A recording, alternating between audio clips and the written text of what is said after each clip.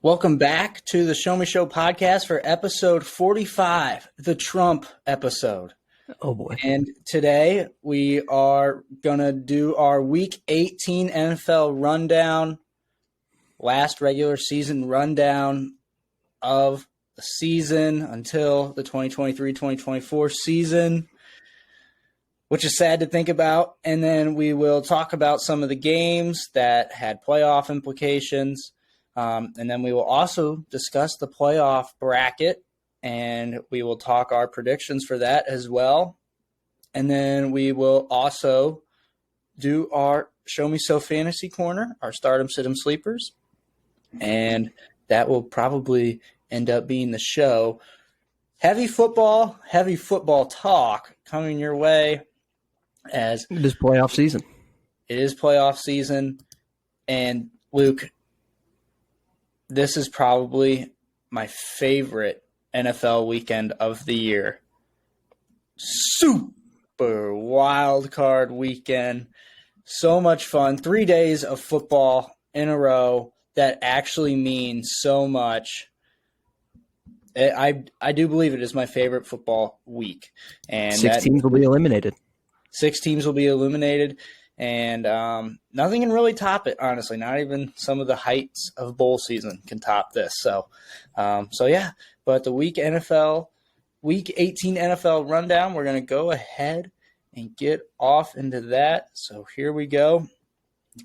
We start off our weekend in the black hole where Jarrett Stidham looked to cement himself as the possible starter going into next year for Josh McDaniels and the Raiders. Just one small issue stood in his way. 15-0 on the road, Pat Mahomes.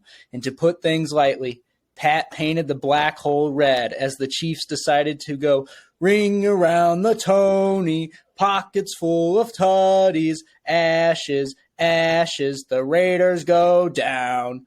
As the Chiefs were able to fool around in Vegas and will still come home for the playoffs to some happy wives. Chiefs dominate and win this one 31-13 over the Raiders.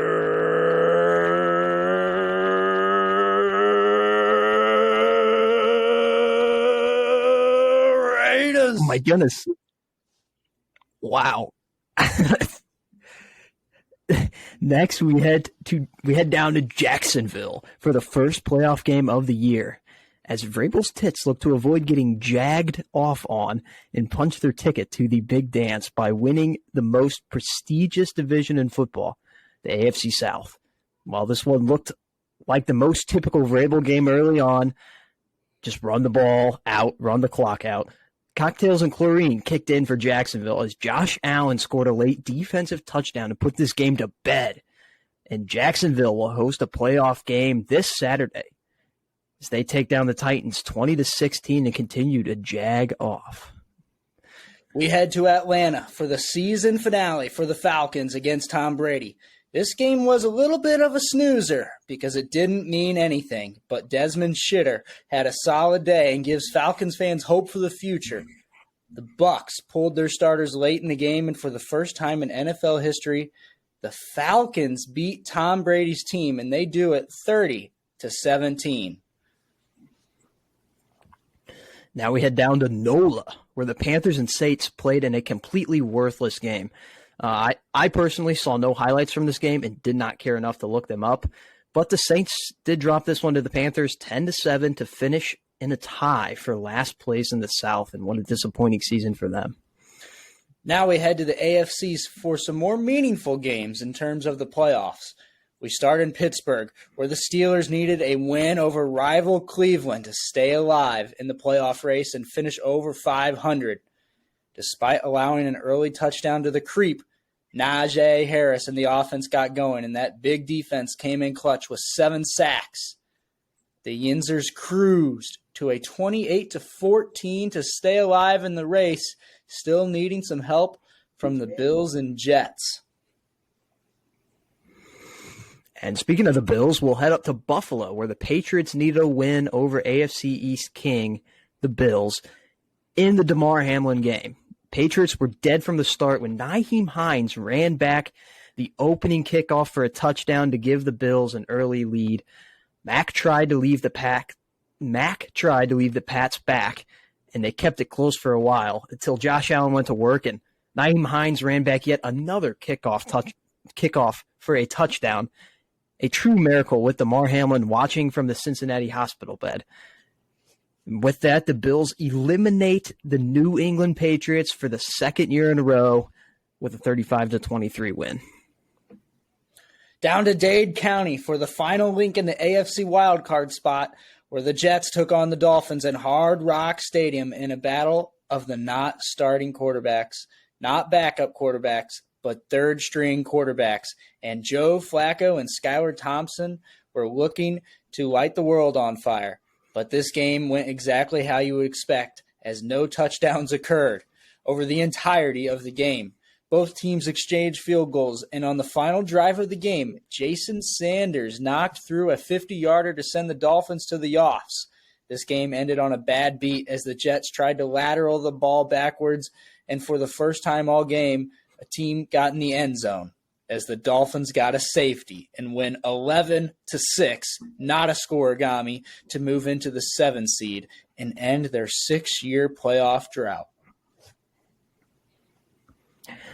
The Bengals took on the Ravens for a divisional battle as Joe Mixon and the Orange and Black Tigers tried to avoid a coin flip for home field the week after. These teams battled and went back and forth, but Cam, as you said last week, one team has Joe Burrow and the other one has Anthony Brown. As many question if the Ravens even attempted to win this game, because as they say, it's hard to beat the same team 3 times in a year. Since he wins 27-16, and these two teams will battle for that third time next week on Sunday Night Football. The final 2 games of the early slate were important, but in a different way. We start at Soldier Field, where the Bears were competing for the first overall pick. With Nathan Peterman starting, the Bears thought there was no way they could lose. But when they got a score with Nathan in at quarterback, they put in Tim Boyle to virtually clinch the loss.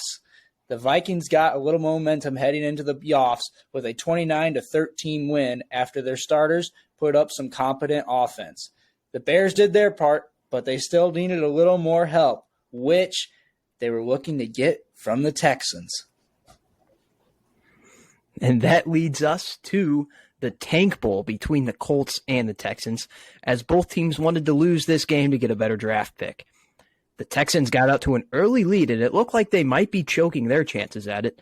But after a Jeff Saturday motivational halftime speech, the Colts had life in the second half. When it looked like Houston might be on the clock for the 2023 NFL Draft, within a few seconds, Davis Mills Mafia turned into Bears Mafia as he tosses a Hail Mary to get within 1 point of the game.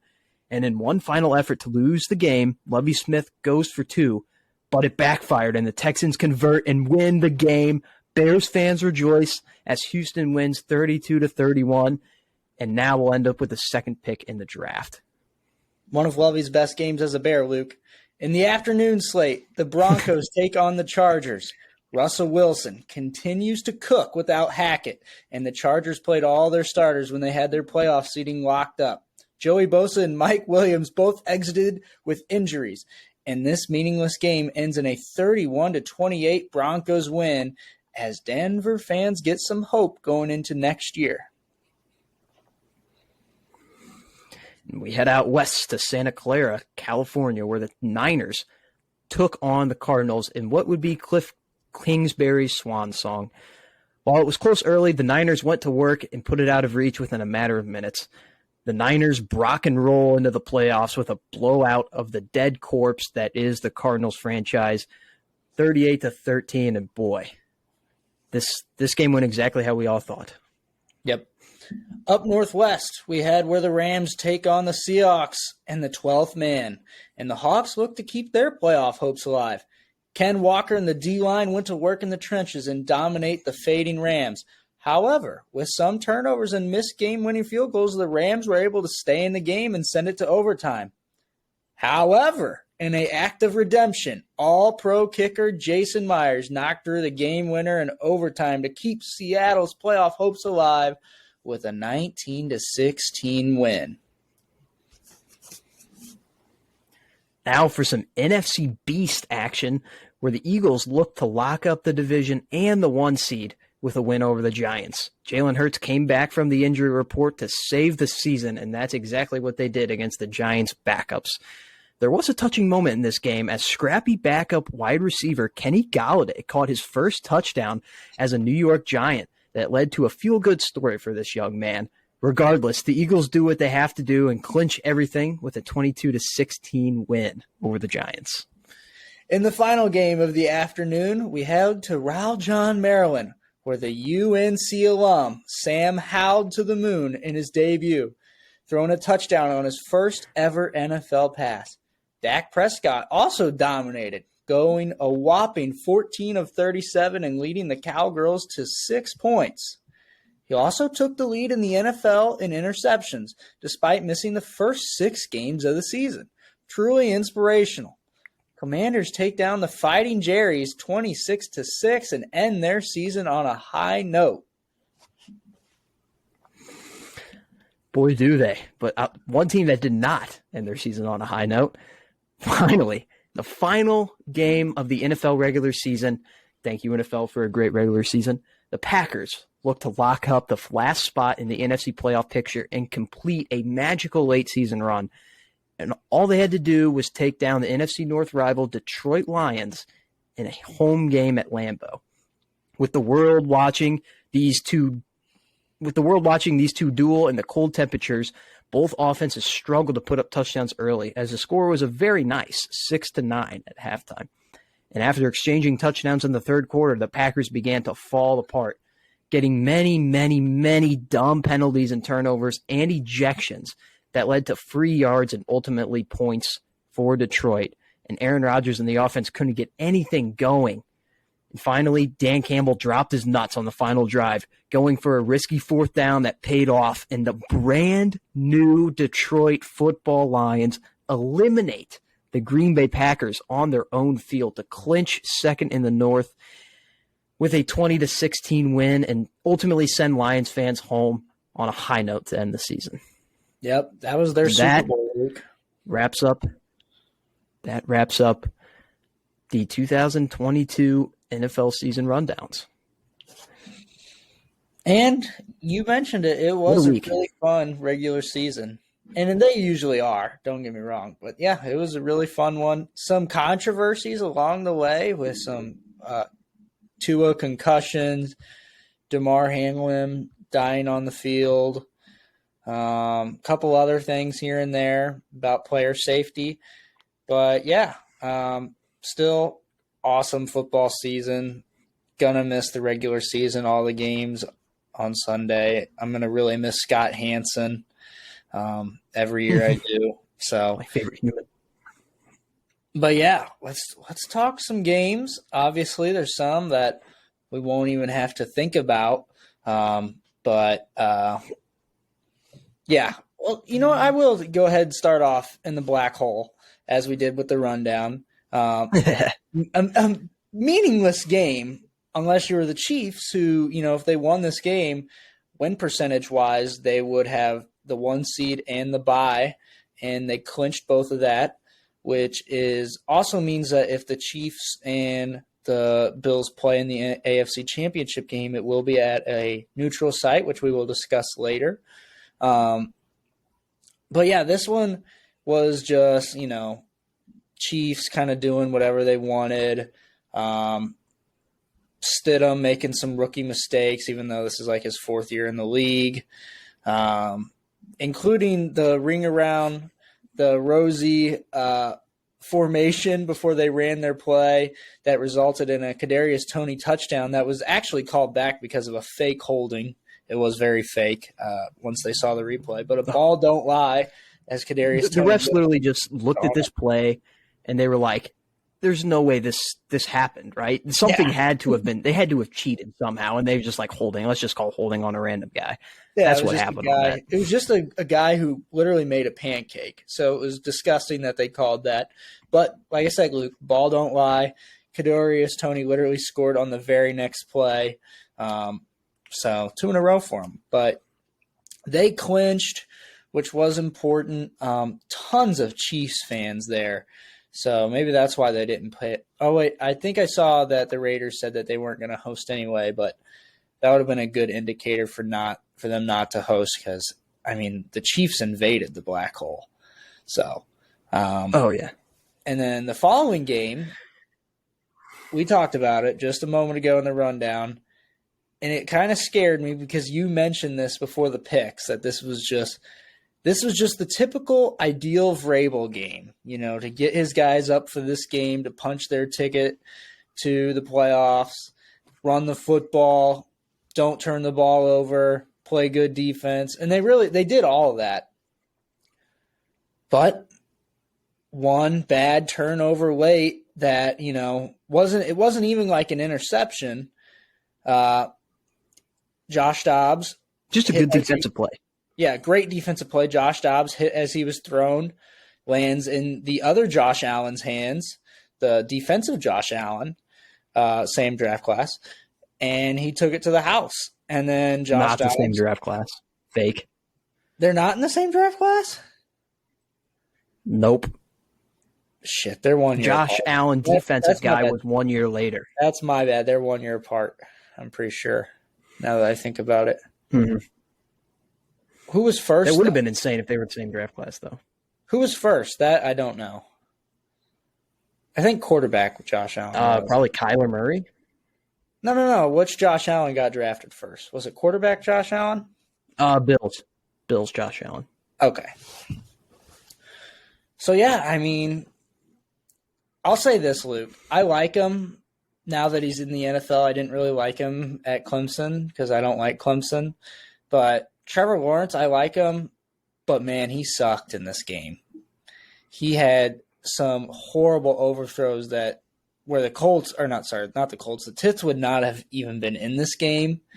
And that's actually been his accuracy issue in the NFL is not underthrows. It's been overthrows. We saw this last year, and we saw it earlier this year, and he kind of came into his own down the stretch. But he really airmailed some on Saturday that cost them multiple touchdowns.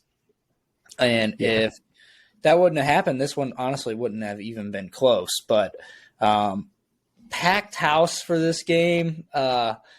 Crazy. It's like a different NFL environment because I think, as I try to point out in the rundown, it's more like of a party scene than a playoff game, like a football playoff game. They're still there to root on the Jaguars, but they're also just there to get absolutely yonked out of their mind. And they were. They won. Yeah. So that's all that matters. So they can have a repeat performance next week. I've seen some stuff that if the Chargers win, Trevor Lawrence should have to cut his hair.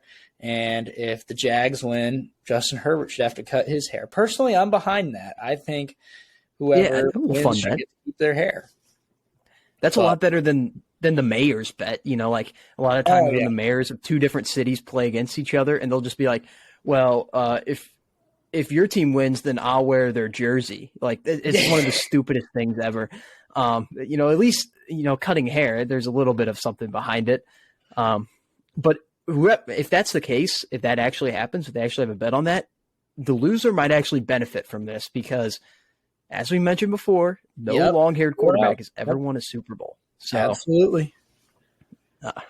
I feel like just something to think about. I feel like sneaky Justin Herbert knows that stat.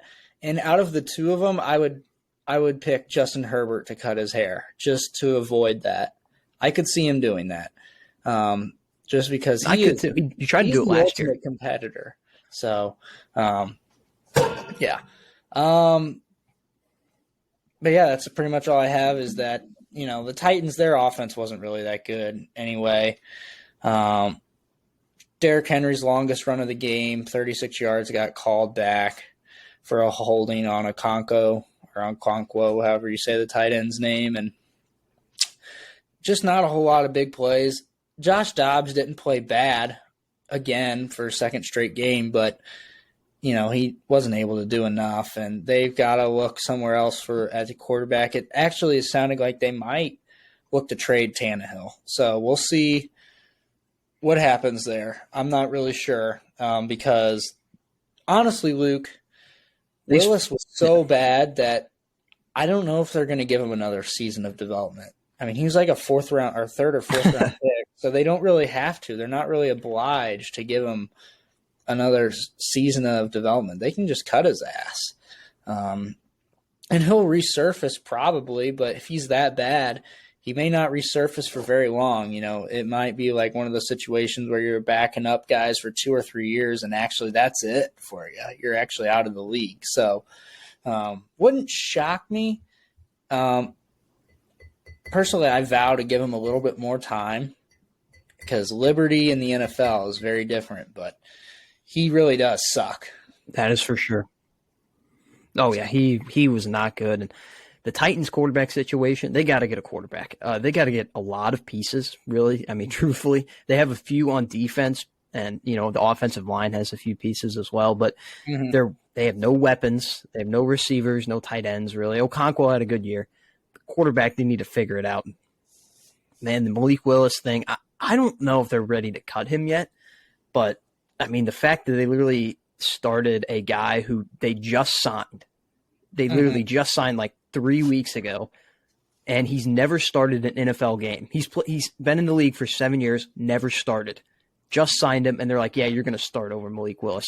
That to me is a big indicator of how they feel about him. And, you know, I guess if that's all they see in Malik Willis, then you might as well cut him. Yeah.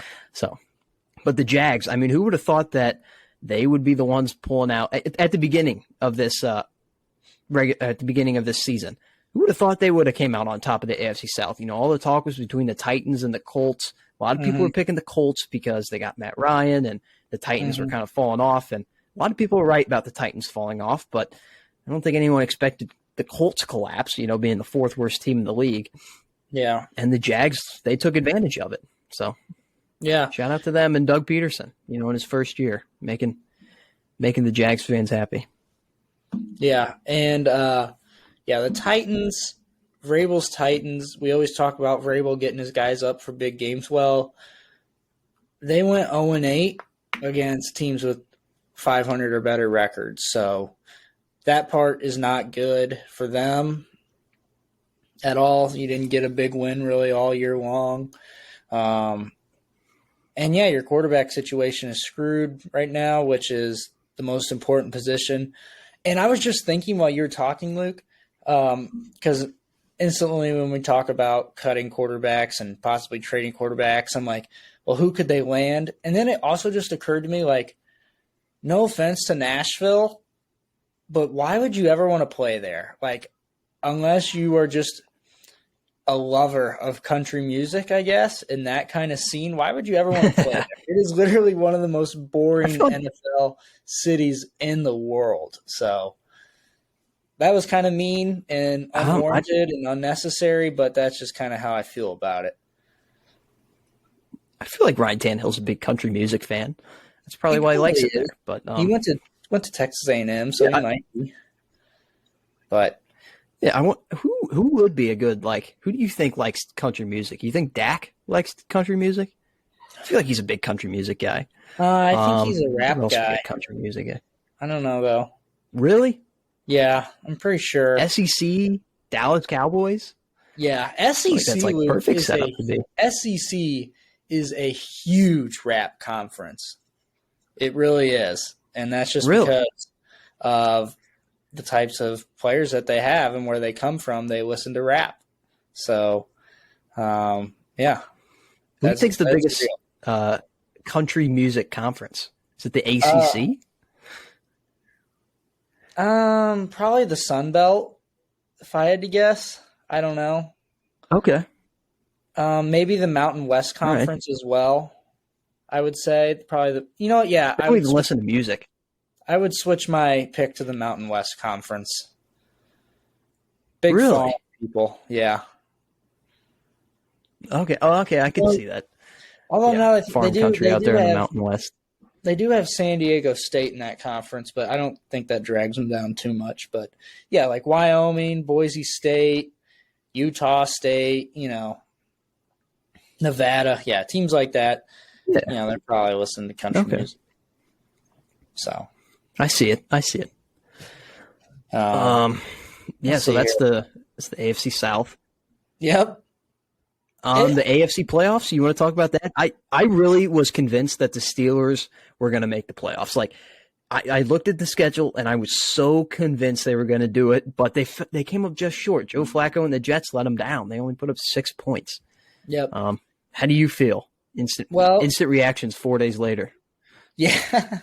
Well, something that I was over pretty fast, but I was less over it like as of yesterday because, and I'll get into that here in a second, but last week we talked about there was 3 links of this chain, Luke, right?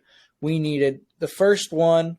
The most likely of the 3 was that Buffalo was going to beat New England in the Damar Hamlin game. Check. That happened.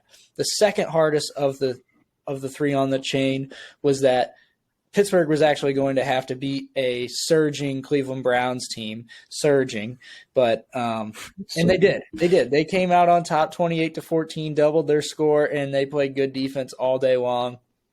And Pickett and Najee Harris were, you know, they just had a great couple of last few games. So, and then the third and hardest link in this chain was the Jets had to go on the road with Joe Flacco, who I mentioned last week does not want to be there, did not want to play in this game. They had to beat the Dolphins at home, who were starting Skylar Thompson, so equally as bad, but it was still the toughest link in this chain. Just younger. It just didn't happen. Just a younger bad. Exactly. And you mentioned this in the rundown, Luke. Not a single touchdown in this game. And there was a few field goals, 5 field goals, but no offense, which just points, you know, the Jets, they need a quarterback so freaking bad. But the Dolphins were equally as bad when they didn't have a quarterback. But that's expected in this league of the NFL, you know, quarterback, most important position. If you don't have one, you're searching for one, you're chasing after one. So, when the Dolphins won, like I said, I wasn't that upset because I also remembered that the Steelers, I know they were super hot at the end of the season, but you would have had to have gone to Buffalo again, which you already did, and it was a clowning. The Steelers got absolutely destroyed by the Bills in Buffalo, and I was okay, honestly, for the time being that wasn't going to happen again. And I'm not a big Bills guy, and I thought about, you know, well, Dolphins, you know, they've beaten them. It's going to be tough, but they might have a shot. Well, yesterday we got the news that Tua is not going to be playing in this game, which is probably the smart thing to do. I get it, but I mean, definitely, it's over. The Dolphins lost, you know. You can literally pencil Frank. it in.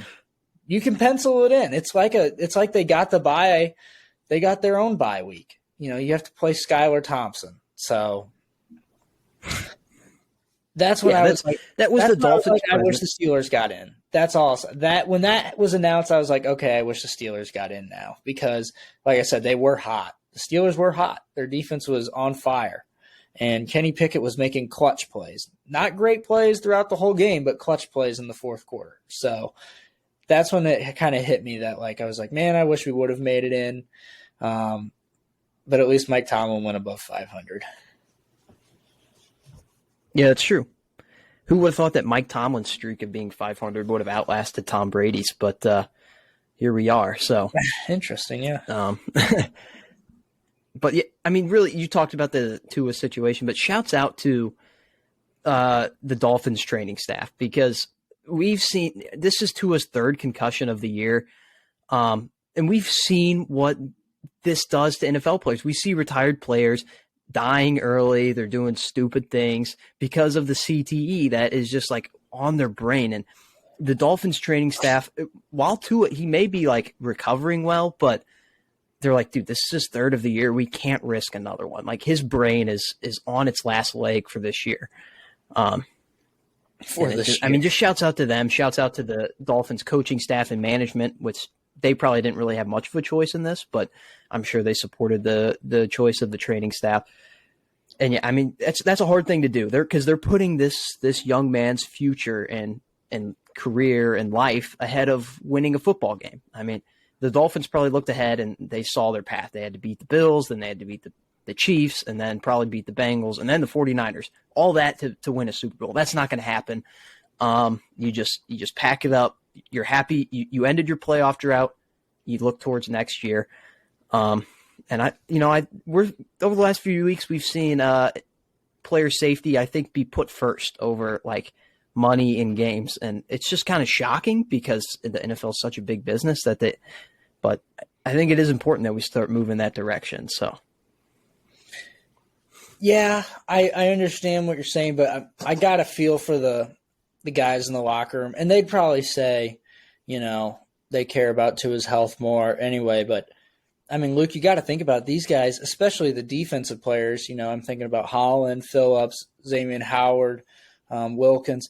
On the D-line, they battled their asses off all season long. And like I said, Luke, this one's over. The game, you could pretty much pencil it in. It's over. I mean, going into the game that you're not really going to be able to compete with Josh Allen when your quarterback Skylar Thompson and you have to go to Buffalo. That's just got to be really demoralizing for your defense. And then you also got to think about some guys like Tyreek Hill and Jalen Waddle, who've been catching passes all year long. And, there's a huge drop off in terms of their receptions when Skylar Thompson is in the game. And, there's one way people might be like, oh, well, no one's going to expect them to win, so expect a great game. No, not this time. Not this time. It's over. I feel bad for at least the defense. I guess you said you ended your playoff drought. They kind of went all in. But, you're going to have to mail it in. You might as well. I mean, it's over. So. Yeah. And they got their first-round pick stripped by the NFL for violations and stuff. So, yep. Yeah, I mean, you just look towards next year. That's all you can do. You're just happy you're there. Yeah, I guess. Before we get to the NFC side